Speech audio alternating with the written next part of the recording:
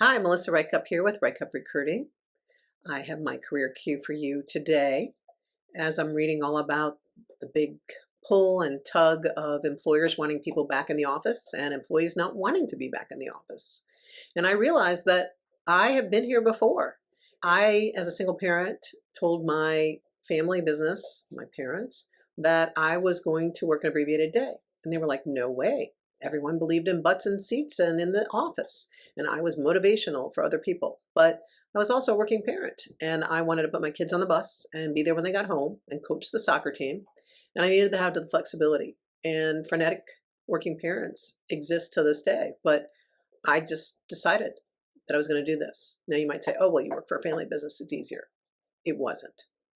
And I was a top producer, and I basically said, I will prove to you that I will continue to be a top producer. And the experiment worked. So I worked an abbreviated day for many years. And about 10, 15 years ago, I went fully remote. And as things closed down, we were already used to communicating that way.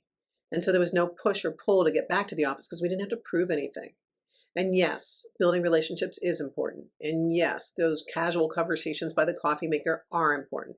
But there are ways to do other things. But now we have a real problem because employers want people back in the office. Why? Why do you have to see people? Why can't you build engaged workforces in other ways? Because people have demonstrated in the last 2.5 years that it's possible.